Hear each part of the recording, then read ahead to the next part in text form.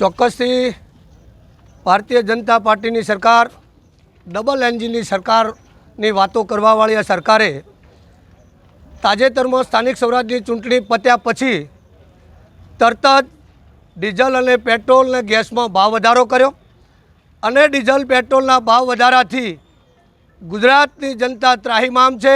ગૃહિણીઓ હોય, ખેડૂત હોય કે ટ્રાન્સપોર્ટમાં પણ જે ભાવ વધી ગયા છે એના કારણથી, ક્યાંક શિક્ષકોના કારણથી અને શિક્ષણના કારણથી પેલા બાળકોને પણ ટ્રાન્સપોર્ટમાં કંઈક તકલીફો પડી, 200 રૂપિયાનો ભાવ વધારો કરી અને જે આજે ભારતીય જનતા પાર્ટીના કારણથી આમ જનતા ત્રાહિમામ થઈ રહી છે એના મુદ્દે અમે આજે રાધનપુર શહેર અને રાધનપુર તાલુકાની કોંગ્રેસ પરિવારની જનતા મળી અને અમે આજે મામલતદારશ્રીને આવેદનપત્ર આપ્યું છે કે આ બેરી અને મૂંગી સરકારના કાન ખોલો કે ગુજરાતની અંદર આજે ખેડૂત અને મહિલા પરેશાન, આજે આપ જોઈ રહ્યા છો મોંઘવારીથી ત્રાહિમામ ગુજરાત પોકારી રહ્યું છે, તોય આ બેરી મૂંગી આ સરકારના કાન ખુલતા નહીં। એના કાન ખોલવા માટે આજે કોંગ્રેસે આવેદનપત્ર આપી અને અમે આજે ધરણા પ્રદર્શન અથવા તો ચક્કાજામ કરવાનો પણ પ્રોગ્રામ કરીએ છીએ।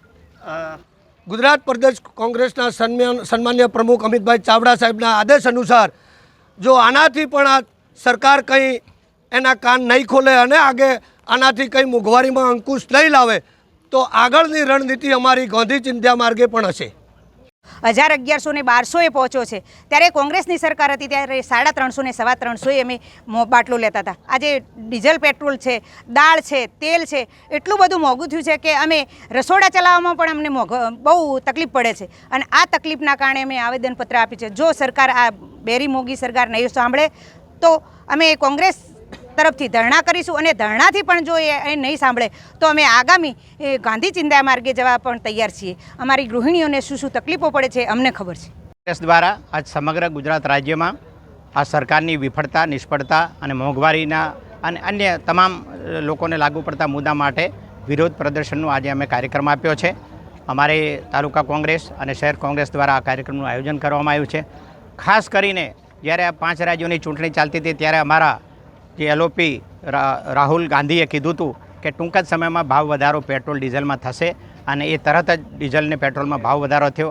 આજે સામાન્ય જનની કમર કચડાઈ ગઈ છે, મોંઘવારીમાં ગૃહિણીનું બજેટ ખોરવાઈ ગયું છે, તમામ વસ્તુમાં ભાવ વધારાને કારણે માણસનું જીવવું દોહેલું થઈ ગયું છે। ત્યારે 30 વર્ષથી ચાલતી આ ભારતીય જનતા પાર્ટીની ગુજરાતની સરકાર અને 14 વર્ષથી ચાલતી આ કેન્દ્ર સરકાર તમામ ક્ષેત્રોમાં નિષ્ફળ ગઈ છે।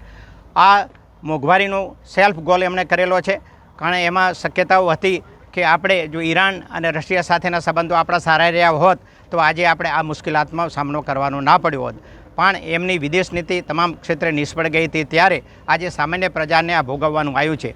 દેશ ઉપર જ્યારે સંકટ આવે ત્યારે હંમેશા સામાન્ય પ્રજા દેશ માટે ઊભો રહે છે, પણ જ્યારે તમે જાતે કરીને આવું સંકટ પેદા કર્યું હોય ત્યારે આનો જવાબ તમારે પ્રજાને આપવો પડશે।